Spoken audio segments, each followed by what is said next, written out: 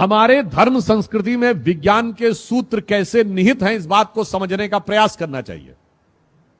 मैं सबसे कहूंगा, अगर आप चाहें तो अभी भी चेक कर सकते हैं। सूर्य से धरती की दूरी जो 15 लाख कुछ मील है, उसको यदि आप सूर्य के डायमीटर से डिवाइड करें तो जानते हैं कितना आता है संख्या? 108। चंद्रमा से धरती की दूरी को चंद्रमा के डायमीटर से डिवाइड करें तो 108 आता है। कहीं कहीं आप देखेंगे 109 पॉइंट कुछ आ रहा होगा। इसका अर्थ क्या हुआ कि 108 is the galactic ratio of our solar system with the 2 major planets, एक सूर्य और एक चंद्र। चंद्र उपग्रह है, पर व्यवहारिक दृष्टि से वो इसलिए माना गया क्योंकि हमारे ग्रह वो माना गया जो सूर्य और हमारे बीच की ऊर्जा को काटता हो। वो हमारी उनकी डेफिनेशन में एक डिफरेंस है, that is a different thing. But मैं कहना चाहता हूं, सूर्य आत्मा का प्रतीक है, चंद्रमा मन का प्रतीक है। दोनों का धरती से डिस्टेंस 108 के रेशियो में है। इसका मतलब अगर आपको आत्मा से मन का एकाकार करना हो तो माला कितनी बार जपनी होगी? 108 टाइम्स। और इस 108 का हमारे जीवन से क्या संबंध है? मैं प्योरली साइंटिफिक टर्म की बात करता हूं। जो अर्थ और धरती का डिस्टेंस है, जिसका रेशियो 108 डायमीटर ऑफ सन है, अगर ये थोड़ा सा 10% दूर चला जाए तो इस धरती पे टेम्परेचर इतना गिर जाएगा कि जीवन नहीं रह सकता। 10% नजदीक आ जाए तो धरती पे टेम्परेचर इतना बढ़ जाएगा कि जीवन नहीं रह सकता। इसका मतलब जीवन का संतुलन वो 108 का रेशियो बता रहा है। चंद्रमा का क्या महत्व है? देखिए, हमारी धरती पे जीवन एक और कारण से है। अगर हमारी धरती एक्सिस में स्ट्रेट होती और वो घूमती रहती तो सूर्य की सारी किरणें सेंटर पे पड़ती, इक्वेटर पे। तो इक्वेटर पे तो एक्सेसिव टेम्परेचर हो जाता और नॉर्थ और साउथ पोल पे एक्सेसिव नेगेटिव टेम्परेचर होता, तो भी जीवन नहीं पनप सकता था। परंतु ये 23.5 डिग्री पे झुकी हुई है, इसलिए आधे टाइम जाड़ा, आधे टाइम गर्मी, मौसम भी बदलता है और जीवन का चक्र भी चलता है। वो 23.5 डिग्री क्यों झुकी हुई है? Because of A ratio of the distance of चंद्रमा। उसकी वजह से वो 23 डिग्री पे टिल्ट है। चंद्रमा 10% दूर हो जाए तो ये 23.5 से सीधी हो जाएगी। फिर ऋतुएं नहीं बदलेंगी, मौसम नहीं बदलेगा, जीवन नहीं चलेगा। चंद्रमा थोड़ा 10% नजदीक हो जाए तो धरती और झुक जाएगी, फिर भी जीवन नहीं चलेगा। अर्थात हमारे धर्म का विज्ञान, आकाशीय विज्ञान, हमें यह बताता है कि जो जो संख्याएं भी हमारे यहां निर्धारित की गई हैं, वो किस गहराई के साथ, किस विज्ञान के विचार के साथ तय की गई हैं। इसीलिए मन और आत्मा का संयोग करने के लिए सहज स्वाभाविक रेशियो ये वही होना चाहिए जिसमें हमें जाप करने के लिए कहा जाता है। और इसीलिए कभी आप में से बहुतों ने ध्यान दिया हो कि साल में 12 ही महीने क्यों होते हैं?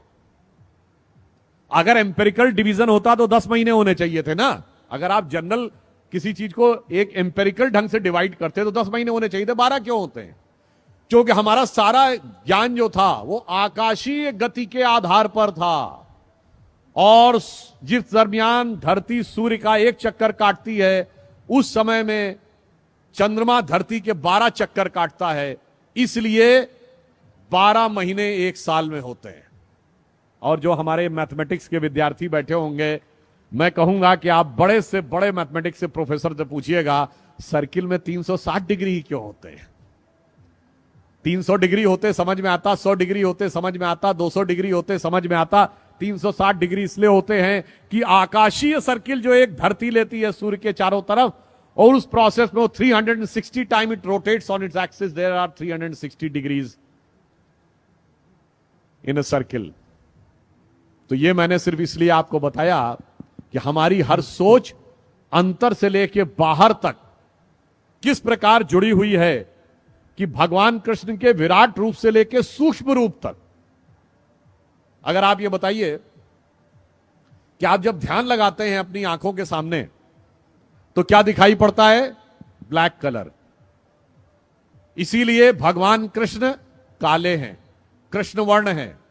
वो हमारे मन की आध्यात्मिक चेतना की प्रगति का प्रतीक हैं। और जब आप ध्यान लगा के अंदर उतरते चले जाते हैं तो एक स्टेज के बाद आपको अद्भुत ज्ञान का प्रकाश अनुभव होने लगता है, जिसे हिंदी के प्रख्यात कवि बिहारी लाल जी ने एक पंक्ति में कहा है, या अनुरागी चित्त की गति समझे नहीं कोय, ज्यो ज्यो डूबे श्याम रंग त्यों त्यों उज्जवल होए।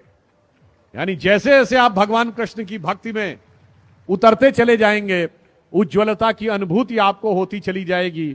और इसीलिए हमारे देश में जीवन का उद्देश्य आत्मानुभूति है, यानी self realization is most important part of the life then conquering the entire world. और इसीलिए भगवान कृष्ण का जीवन जानते हैं किसका प्रतिनिधित्व करता है? संपूर्ण वेदों के ज्ञान के सार का प्रतिनिधित्व करता है, जिसके लिए कृष्ण भक्ति के एक कवि ने लिखा है, जाहि अनादि अनंत अखंड अछेद अभेद सुवेद बतावे, शेष गणेश सुरेश दिनेश महेशो जाहि निरंतर ध्यावें। और पुनः कह रहा हूं, जाहि अनादि अनंत अखंड अछेद अभेद सुवेद बतावें, ताहि अहीर की छो हरियां छछिया बर छाछ पे नाच नचावे। और ये किसने लिखा है? सैयद इब्राहिम रसखान, भगवान कृष्ण के बहुत बड़े भक्त कवि, जो मुस्लिम थे, माना जाता जिनका जन्म काबुल में हुआ था, उनकी समाधि वृंदावन में है। वो आकर भक्ति में ऐसे लीन हो गए कि उन्होंने ये कहा, और उनकी एक बड़ी प्रख्यात कविता है, आप सबने सुनी होगी, कि वो कहते मेरा अगला जन्म हो तो मैं कृष्ण भक्ति में ही रहना चाहता हूं। अगला जन्म मनुष्य के रूप में हो तो ग्वाल बालों के रूप में, अगर पशु के रूप में तो नंद बाबा की गायों के रूप में, पत्थर बनूं तो गोवर्धन पर्वत के ऊपर, और अगर पक्षी बनूं तो कदम्ब के उस वृक्ष पर, कालिंदी यमुना जी के तट पर, जिसके नीचे कभी भगवान बंसी बजाया करते थे। तो रसखान कहते हैं, मानुष हो तो वही रसखान बसों ब्रज गोकुल गांव के ग्वारन, और जो पशु हो तो कहा बस मेरो धरो चरो नित नंद के धेनु मझारन, और पाहन हो तो वही गिर को जो धरो कर छत्र पुरंदर धारन, और जो खग हो तो बसेरो करो कहूं कालिंद कूल कदम्ब की डारन। आप सोचिए कितना बड़ा अंतर है। अभी मैंने पढ़ा था कि बहुत बड़े बड़े विदेश के लोग आपकी इस्कॉन की संस्था में आते हैं, भगवान कृष्ण की भक्ति में लीन होते हैं। मैंने रॉबर्ट ओपेनहाइमर से लेके कईयों के उदाहरण दिए। महत्वपूर्ण बात क्या है? आपको दुनिया में कोई दूसरा उदाहरण नहीं मिलेगा जहां उस धर्म संस्कृति को न मानने वाले व्यक्ति ने उस भगवान के प्रति इतनी श्रद्धा व्यक्त की हो। और उससे बड़ी बात यह है, उससे यह भी नहीं कहा गया हो तुम कन्वर्ट हो जाओ। यह हमारी ज्ञान की गहनता और विचारों की उदारता का प्रमाण है। मगर अफसोस की बात यह है, रसखान की जो मैंने पंक्ति बताई, आज की युवा पीढ़ी को कभी कभी भ्रम हो जाता है और वो पश्चिम से ज्यादा प्रभावित होने लगते हैं। तो इस पे मैंने एक पैरोडी सुनी थी बचपन में, जब मैं बच्चा था, क्लास 7th 8th में। तो वो मुझे याद आता है कि शायद आज के लोग ये सोचने लगते हैं कि आज होते तो क्या सोचते, कहते मानुष हो तो वही कभी चोच बसू सिटी लंदन के किसी द्वारे, और जो पशु हो तो बनू बुलडाग चढ़ू नित कार पे पूछ निकारे। तो आज की ये विचार जो आने लगे हैं, हमें उन विचारों से बचने का प्रयास करना चाहिए, उस दिशा में आगे बढ़ने का प्रयास करना चाहिए जो राष्ट्र को सही दिशा में ले जाए, और वो